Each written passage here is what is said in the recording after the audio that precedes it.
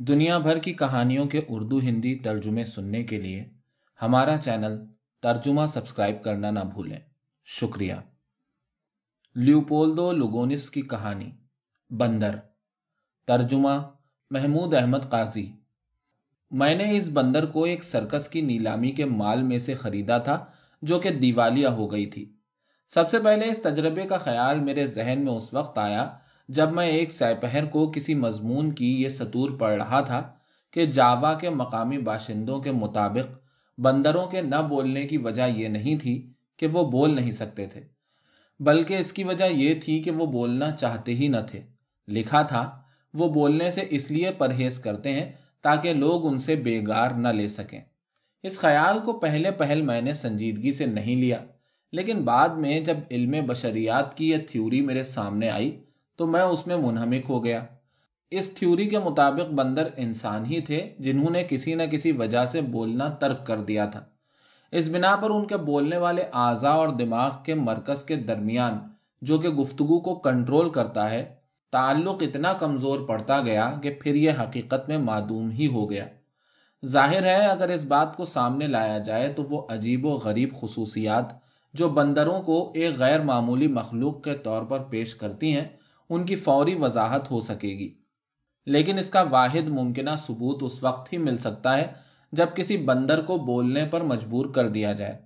इसी दौरान मैंने दुनिया का सफ़र करते हुए अपने बंदर को अपनी मुहिम्मात और आवारा गर्दियों में करीब से करीब तर रखा था।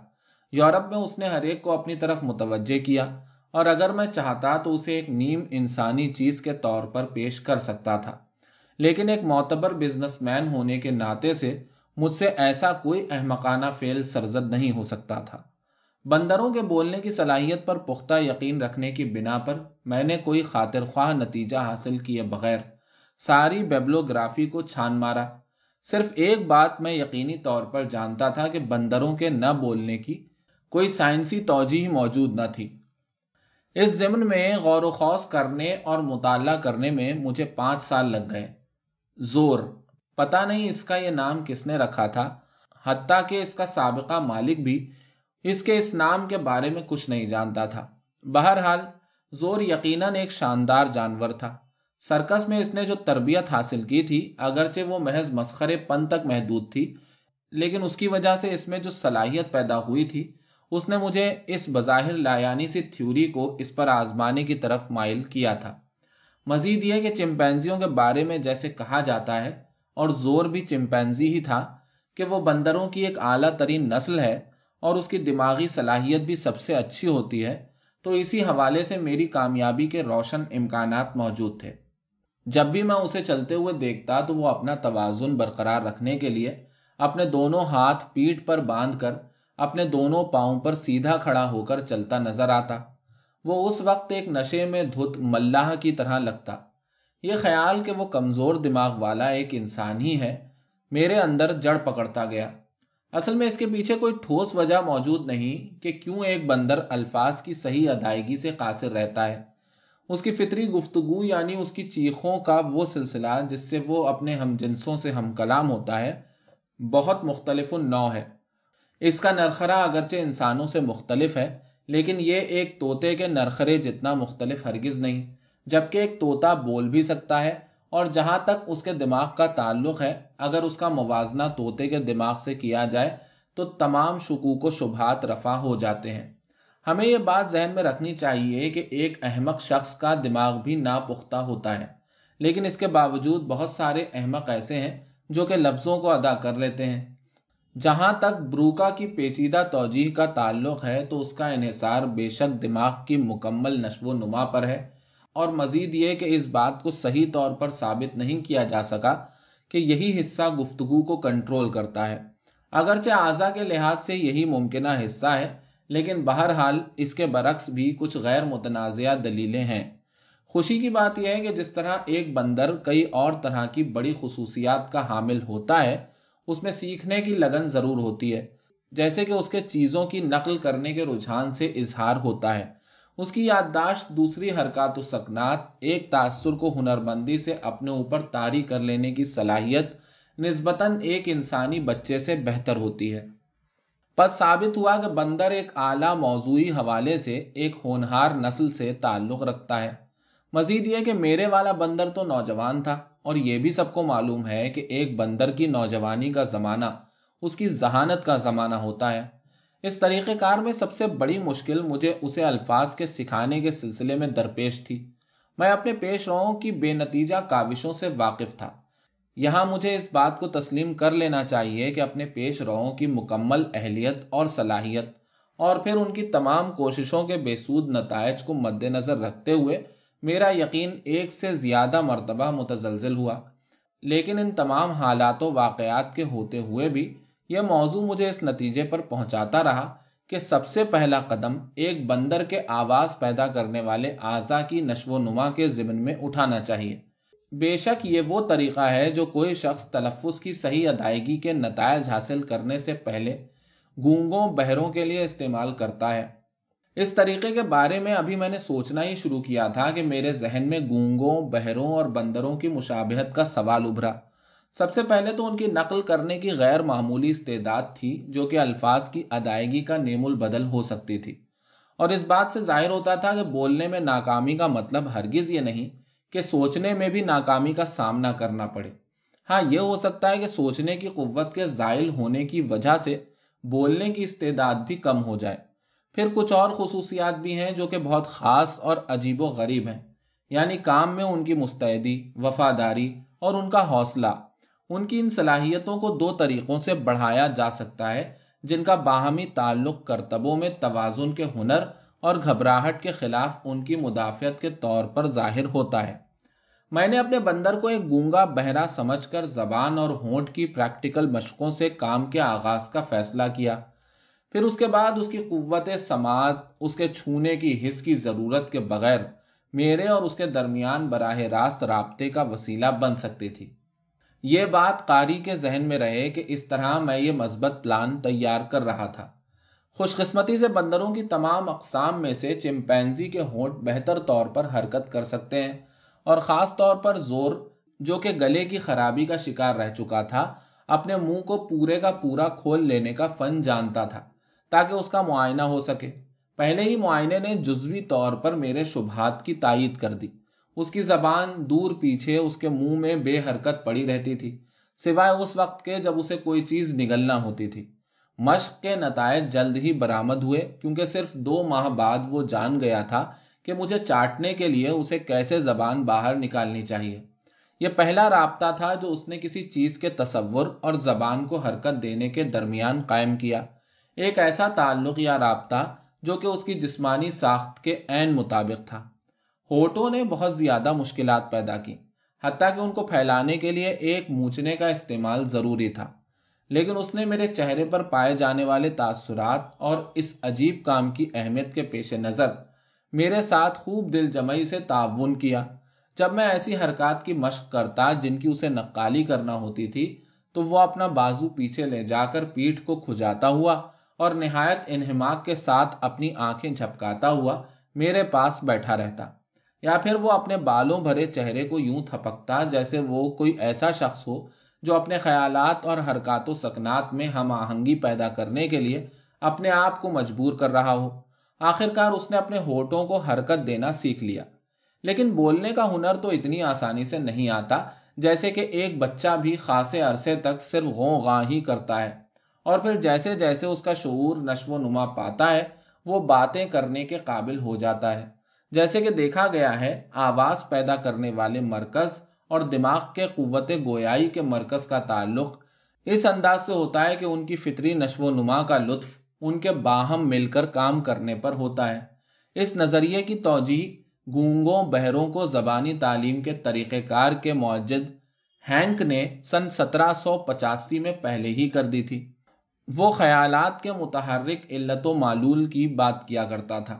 اس کا یہ جملہ روز روشن کی طرح یوں آیا ہے کہ ایک ہمعصر ماہر نفسیات کے دعوے سے بھی زیادہ اس پر اظہار کیا جا سکتا ہے۔ لسانی فنون کے حوالے سے زور کی حالت بھی اس بچے جیسی تھی جو بولنے سے پہلے بہت سے لفظوں کا مفہوم سمجھنے کی صلاحیت حاصل کرتا ہے، لیکن چونکہ اس کے پاس زندگی کا وسیع تجربہ تھا، اس لیے اس میں چیزوں کے بارے میں صحیح فیصلہ کرنے کی صلاحیت बदरजे अतम मौजूद थी। उसके इन फैसलों का इजहार तासुरात के हवाले से ही ना होता था, बल्कि अमली तौर पर भी वो चीज़ों को परखने, उनका तज्जिया करने की अहलियत रखता था। अगरचे इसको एक मफरूज़े पर मबनी मुबहम दलील कहा जा सकता है, लेकिन यह सच है कि उसमें आला दर्जे की जहानत मौजूद थी और जो यकीनी तौर पर मेरे मकसद के हुसूल के लिए बेहद मददगार थी। अगर मेरी थ्योरी महज मेरी खुशफहमी मालूम होती हो तो इस चीज़ को जहन में रखना चाहिए कि कयास, जो कि मंतकी दलील की बुनियाद होता है, बहुत से जानवरों के जहनों के लिए इतना अजनबी भी नहीं है। ये सही है कि कयास बुनियादी तौर पर दो किस्म के एहसासात के दरमियान मुवाजना होता है, और अगर ऐसा नहीं तो क्यों वो जानवर जो इंसान से वाकिफ होते हैं उससे फरार हासिल करने की कोशिश करते हैं, और जो उसे नहीं जानते वो ऐसा नहीं करते। बहरहाल मैंने सौती तालीम से जोर की तरबियत का आगाज किया। सबसे पहले उसे गोयाई की अलिफ बे सिखाने का सवाल था, फिर उसके बाद उसे एक बामानी गुफ्तगू की तरफ माइल करना मकसूद था। बंदर को एक गूंगे बहरे पर बहरहाल फौकियत हासिल थी कि उसके पास आवाज़ थी और लफ्ज़ों को अदा करने वाले आज़ा पर उसे बेहतर कंट्रोल हासिल था। अब सवाल यह था कि उसकी आवाज़ को किस तरह तब्दील किया जाए कि वो आवाज़ों की अदायगी इस अंदाज से कर सके जिसे असातिज़ा अगर वो साकित हों तो हुरूफ इल्लत कहते हैं, और अगर वो मुतहर्रिक हों तो हुरूफ सही कहते हैं। खाने पीने की अशिया से बंदर की रग़बत के मद्देनज़र और हैंग के तरीक़ेकार की मिसाल की पैरवी में मैंने हर हरफ इल्लत को किसी खाने पीने की चीज़ से मुताल्लिक़ करने का फ़ैसला किया। मसलन ए को पोटैटो से, ई को बीट से, आई को पाई से, ओ को कोको से और यू को प्रून से। इस तरह हरफ इल्लत ऐसी चीज़ों के नाम का हिस्सा बन गया, बाज़ में वो एक ही बार आया और बाज़ में दो बार, जैसे कि कोको में, या फिर दो हुरूफ इल्लत की बुनियादी आवाज़ें एक ही लफ्ज़ में आ गईं, जैसे कि पोटैटो में। जहाँ तक हुरूफ इल्लत का ताल्लुक़ था, यह तजर्बा बहुत अच्छा रहा कि खुले मुंह के साथ आवाज़ों की अदायगी होती थी। जोर ने इन्हें 2 हफ्तों में सीख लिया। अलबत्ता हरफ यू की अदायगी में उसे सबसे ज़्यादा दिक्कत पेश आई। हुरूफ सही पर मुझे बहुत ज़्यादा काम करना पड़ा। मैं इस नतीजे पर पहुंचा कि जिन हुरूफ की अदायगी में दांत और मसूड़े दोनों इस्तेमाल होते हैं, उन्हें वो शायद कभी भी अदा न कर सकेगा। उसकी लंबी दाढ़ें इस सिलसिले में सबसे बड़ी रुकावट थी। उसका ज़ख़ीरा हुरूफ बहुत कम था, यानी सिर्फ 5 हुरूफ इल्लत, और बी, के, एम, जी, एफ और सी पर मबनी था, यानी वो हुरूफ सही जो सिर्फ ज़बान और तालू की मदद से अदा किए जाते थे। हत्ता कि इसके लिए भी समात का तरीक़ाकार नाकाफ़ी था। मुझे छूने के एहसास का तरीक़ाकार अपनाना पड़ा, जैसे कि गूंगों बहरों के लिए अपनाया जाता है। पहले मैं उसका हाथ अपने सीने पर रखता और फिर वापस उसके सीने पर रखता, ताकि वो आवाज़ की लहरों के इर्तियाश को महसूस कर सके। और यूं 3 बरस गुजर गए, मगर वो एक लफ्ज़ भी अदा न कर सका। वो चीज़ों को हर्फ का नाम देता था जो उन चीज़ों में बहुत नुमायां होता था। बस यही कुछ वो हासिल कर सका। सर्कस में उसने कुत्तों की तरह भौंकना सीख लिया था, क्योंकि वो उन्हीं के साथ काम करता था। और जब वो मेरे चेहरे पर उस पर की गई मेहनत में नाकामी के तासुरात देखता और महसूस करता कि मैं उसे बुलवा नहीं सका था, तो वो ऊंची आवाज में भौंकने लगता, जैसे मुझे बता रहा हो कि वो तो बस यही कुछ कर सकता था। वो हुरूफ इल्लत और हुरूफ सही को अलहदा अलहदा अदा करने और उन्हें आपस में मिलाने से कासिर था। पी और एम की अदायगी करते हुए तो उसे बहुत ज्यादा अजियत से गुजरना पड़ता था। सीखने के अमल में उसकी सुस्त रवि के बावजूद उसके अंदर एक नुमायां तब्दीली पैदा हो गई। वो अपने आज़ा को अब बहुत कम हरकत देता था। देखने में वो अब ज्यादा ज़हीन लगता था और उसमें सोच विचार का अंदाज पैदा हो गया था। मिसाल के तौर पर उसने सितारों की तरफ गौर से देखने की आदत अपना ली थी। उसकी हसासियत भी पहले से बढ़ गई थी। उसमें जल्द रो पड़ने का रुझान पैदा हो गया था। अगरचे इसमें ज्यादा कामयाबी तो नहीं हो रही थी, लेकिन इसी बेसूद तयक्कुन के साथ उसकी तालीम जारी थी। अब मेरा यह सारा काम एक तकलीफ दे वहम में बदल गया था, और आहिस्ता आहिस्ता मैंने महसूस किया कि मेरा रुझान ताकत इस्तेमाल करने की जानिब हो रहा था। नाकामी की वजह से मेरा मिजाज बहुत बिगड़ गया था, हत्ता कि वो मकाम आ गया जब मैं लाशऊरी तौर पर जोर पर तशद्दुद कर सकता था। اب وہ زیادہ تر خاموشی میں ڈوبا رہنے لگا تھا، اور وہ اپنے اس رویے سے مجھے یقین دلا رہا تھا کہ میں اس کی خاموشی کو کبھی توڑ نہیں سکوں گا۔ اور اب اچانک میں نے محسوس کر لیا تھا کہ وہ اس وجہ سے بول نہیں پا رہا تھا کہ وہ بولنا چاہتا ہی نہ تھا۔ ایک شام باورچی ڈرا سہما مجھے یہ بتانے آیا کہ اس نے بندر کو صحیح الفاظ میں بولتے ہوئے سن لیا تھا۔ اس کے بیان کے مطابق بندر باغ میں ایک درخت کے نیچے براجمان تھا۔ باورچی اتنا خوف زدہ تھا کہ وہ معاملے کی تہہ تک نہ پہنچ سکا، یعنی اسے وہ لفظ یاد نہ رہے۔ اس کے خیال کے مطابق جو دو لفظ اسے یاد رہ گئے تھے وہ بستر اور پائپ تھے۔ اس کی اس حماقت پر میں نے اسے تقریباً پیٹ ہی ڈالا تھا۔ یہ کہنے کی ضرورت نہیں کہ یہ تمام رات میں نے جذبات کی رو میں بہہ کر گزاری، اور جو کچھ میں 3 سالوں میں حاصل نہ کر سکا تھا، اور میری جس غلطی نے سب کچھ برباد کر دیا تھا، اس کی تلافی اس رات کے اندھیرے کی بے چینی اور تجسس نے کر دی۔ بندر کو فطری گویائی کی اہلیت حاصل کرنے کی طرف مائل کرنے کے بجائے میں نے دوسرے دن دوسری راہ اپنائی، اور اپنے مقصد میں کامیابی حاصل کرنے کے لیے اسے اپنا حکم ماننے پر مجبور کیا۔ بس مجھے پی اور ایم وغیرہ حرفوں کے سلسلے میں ہی کامیابی حاصل ہو سکی، جن سے میں اب بہت تنگ آ چکا تھا۔ وہ بھی مکارانہ انداز میں پلکیں جھپکا کر رہ گیا۔ اس کی رونی صورت اور حرکات و سکنات میں ایک طرح کی مضحکہ خیزی تھی۔ میں غصے میں آ گیا اور بلا سوچے سمجھے اسے پیٹنے لگا۔ اس کا نتیجہ اس کے رونے کی صورت میں برآمد ہوا، اور اس کی مکمل خاموشی کو اس کی کراہوں نے توڑ دیا۔ 3 روز بعد وہ ذہنی دباؤ کی وجہ سے، جو کسی دماغی بیماری کی پیچیدگیوں کی وجہ سے تھا، بیمار پڑ گیا۔ جونکیں، ٹھنڈے پانی کا غسل، جلاب، واضح الرجی کا حربہ، الکوہل کا مرکب، برومائڈ، اس کی خوفناک بیماری کے خلاف ہر نسخہ آزمایا گیا۔ مایوسی کی ان انتہاؤں کے درمیان بھی میں اپنی پوری لگن کے ساتھ، جس میں میری ندامت اور خوف کا بھی دخل تھا، اس کا علاج ایک تو اس لیے کر رہا تھا کہ میں سمجھتا تھا کہ وہ میرے ظلم کا شکار ہوا تھا، اور دوسرے یہ کہ میرے خیال میں وہ اپنی زندگی کا ایک قیمتی راز شاید اپنے ساتھ قبر میں لیے جا رہا تھا۔ کچھ عرصے کے بعد وہ قدرے سنبھل گیا، مگر وہ اتنا کمزور ہو گیا تھا کہ اپنے بستر سے حرکت بھی نہیں کر سکتا تھا۔ موت کے اتنے قریب ہونے پر وہ بہت متین اور مہذب ہو گیا تھا۔ اس کی شکر گزار آنکھیں کمرے میں ہر طرف مجھے ڈھونڈتی رہتی۔ جب میں اس کے سامنے نہ ہوتا تب بھی میں اس کی نگاہوں کو اپنے پر مرکوز محسوس کرتا۔ افاقہ حاصل کرنے کی خواہش میں اس کا ہاتھ میری قربت اور لمس کے لیے میری طرف بڑھا رہتا۔ وہ بہت تیزی کے ساتھ ایک انسان کی طرح میری تنہائیوں کا ساتھی بنتا جا رہا تھا۔ تحقیق کی جستجو نے، جو میری کجروی پر مبنی تھی، میرے تجربات کو ایک نیا موڑ دے دیا۔ بندر اب بولنے کے قریب ہی تھا۔ میں اپنے تجربے کو اس مقام پر ترک نہیں کرنا چاہتا تھا۔ میں نے اس سے نہایت آہستگی سے ان حروف کے بارے میں پوچھنا شروع کیا جن کو کہ وہ ادا کرنا جانتا تھا۔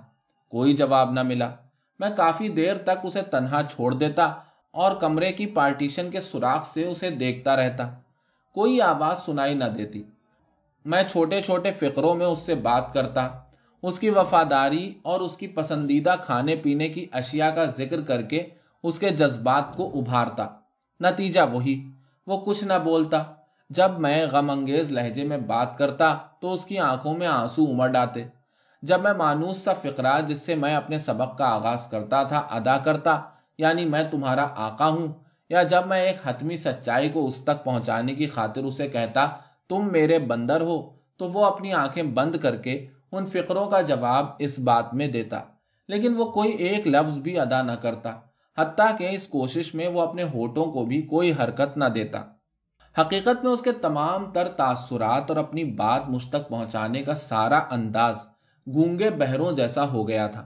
میں نے اپنی احتیاطی تدابیر کو دو چند کر دیا تھا، کیونکہ میں جانتا تھا کہ گونگے بہرے عموماً ذہنی طور پر بیمار ہو جاتے ہیں۔ بعض اوقات میں چاہتا کہ وہ اپنے ہوش و حواس کھو بیٹھے تاکہ اس کی یہ ہذیانی کیفیت ہی اس کی خاموشی کو توڑنے کا سبب بن جائے۔ اس کے روح و صحت ہونے کا عمل تیز نہیں تھا۔ وہ اسی طرح لاغر اور غمگین تھا۔ یہ بات ظاہر تھی کہ وہ ذہنی اور جذباتی طور پر بیمار تھا۔ اس کی جسمانی حالت سے صاف پتہ چلتا تھا کہ اس کا دماغ صحیح طور پر کام نہیں کر رہا تھا، اور جلد یا بدیر اس کے بارے میں تمام امیدیں ختم ہونے والی تھیں۔ بیماری کی وجہ سے وہ میرا فرما بردار تو ضرور ہو گیا تھا، لیکن اس کی خاموشی جو میرے ہی مایوسانہ اقدامات کی وجہ سے تھی نہ ٹوٹ سکی۔ اپنے جبلی تقاضوں اور قدیم روایات کی پاسداری کرتے ہوئے وہ اپنی ہزاروں سال پرانی خاموشی کو اپنے اوپر طاری کیے ہوئے تھا، جس طرح جنگل کے باسی قدیم انسان جنہیں کسی وحشیانہ ناانصافی نے خاموش رہنے یا ذہنی خودکشی کرنے پر مجبور کر دیا تھا، اپنے راز کو سینے سے لگائے ہوئے تھے۔ اسی طرح اس کے اس لاشعوری فیصلے کے پیچھے وقت کی وسیع خلیج کے پار تاریخ کے آغاز سے پہلے کسی جنگلی زندگی کی پراسراریت موجود تھی۔ 4 ہاتھوں والے انسان نما جانوروں کے عظیم خاندان بدقسمتی سے ارتقائی عمل کے نتیجے میں اپنی قدر و قیمت کھو بیٹھے۔ وہ انسان سے شکست کھا گئے، وہ انسان کے وحشیانہ پن کا شکار ہو گئے، اور اس طرح انہیں اپنے باغ عدن کی سلطنت سے بے دخل ہونا پڑا۔ ان کی عظمت تباہ و برباد کر دی گئی، ان کی عورتوں کو پکڑ لیا گیا تاکہ ایک منظم غلامی کا آغاز ماں کے پیٹ سے ہی ہو سکے۔ اپنی بے بسی اور شکست خوردہ حالت میں اس نسل نے اپنی انسانی عظمت کے اظہار کے لیے احتجاجاً اپنے آپ بولنا چھوڑ دیا، اور انہوں نے اپنے دشمن سے گفتگو کا رابطہ ختم کر کے اپنی نسل کے تحفظ کے لیے جانوروں کی سلطنت کی گمنامی میں پناہ ڈھونڈ لی۔ اور انسان نے اسی ارتقائی عمل کے دوران اپنے ان خوفناک، ظالمانہ اور وحشیانہ اقدامات کی بنا پر، جنہیں اس نے اپنی ذہنی عیاشی قرار دیا، الہامی کتابوں میں درج ہدایات سے روگردانی کرتے ہوئے اس بیچاری مخلوق کو اپنی تضحیک کا نشانہ یوں بنایا کہ اسے اپنے آپ کو بہت کمتر درجے کی مخلوق کے طور پر زندگی بسر کرنا پڑی۔ اس تنزلی کے نتیجے میں ان کی ذہانت ہمیشہ کے لیے اس سطح پر چلی گئی کہ اب وہ محض ایک خودکار عمل کے تحت اشارے ہی کر سکتے ہیں۔ اپنی نسل کی زندگی بچانے کی فکر میں انہوں نے اپنی کمر کو جانوروں کی طرح جھکا لیا، اور پھر آہستہ آہستہ انہوں نے ایک مکمل جانور کا وصف اپنا لیا، جو بیک وقت حزنیہ بھی تھا اور مزاحیہ بھی تھا۔ ماضی میں پیش آنے والے انہی حالات و واقعات کی وجہ سے میں اپنے زوم میں خود کو کامیابی سے قریب سمجھنے لگا تھا۔ ہزاروں لاکھوں سال کی بول چال کی جادوئی طاقت ابھی تک اس بندرنما جانور کی روح میں ایک زیریں لہر کی طرح موجود تھی، لیکن اس کے ساتھ ہی اس کی حیوانی جبلت کے سیاہ سایوں کا خوف اس بے حد قدیم رکاوٹ کو دور کرنے کے راستے میں حائل تھا۔ زور نے اپنے ہوش و حواس کھوئے بغیر اپنی زندگی کی آخری سانس لینا شروع کر دی تھی۔ یہ دھیرے دھیرے وارد ہونے والی موت تھی۔ اس کی آنکھیں بند تھیں، وہ آہستہ آہستہ سانس لے رہا تھا، اس کی نبض ڈوب رہی تھی اور غنودگی اس پر طاری تھی۔ البتہ کبھی کبھی وہ آنکھیں کھول کر اپنے ملاتو لوگوں جیسے چہرے کے ساتھ جب میری طرف دیکھتا تو یہ منظر بہت دلکش ہوتا، اور اس آخری سپہر کو، اس کی موت کی سپہر کے وقت، وہ غیر معمولی واقعہ پیش آیا جس کی وجہ سے میں نے یہ کہانی لکھنے کا فیصلہ کیا تھا۔ شام کے پھیلتے ہوئے سایوں کی خاموشی اور گرمی میں میں اس کے بستر کے ساتھ لگا اونگ رہا تھا۔ اچانک میں نے محسوس کیا کہ اس نے میری کلائی پکڑی ہے۔ میں نے پریشان ہو کر آنکھیں کھولی۔ بندر اپنی کھلی آنکھوں کے ساتھ اب یقینی طور پر مر رہا تھا، اور اس کے چہرے پر ایسا انسانی تاثر تھا کہ میں ڈر سا گیا، لیکن اس کے ہاتھ اور اس کی آنکھوں نے مجھے اتنے پرجوش انداز میں اپنی طرف کھینچا کہ میں اس کے چہرے پر جھکتا چلا گیا، اور پھر اس کے آخری سانس کے ساتھ، جو کہ یقینی طور پر اس کا آخری سانس تھا، عین اس وقت مجھے امید کی رمق نظر آئی، کیونکہ وہ کچھ کہہ رہا تھا۔ مجھے یقین ہے وہ کچھ بڑبڑایا تھا۔ میں اس کی آواز، اس کے لہجے کو، جو ہزاروں لاکھوں سالوں سے نہیں سنا گیا تھا، کیسے بیان کر سکتا ہوں؟ اس کے ان الفاظ کی گہری انسان دوستی ہماری نسلوں کے درمیان موجود فاصلے کو ختم کر رہی تھی۔ پانی، میرے آقا، آقا، میرے آقا۔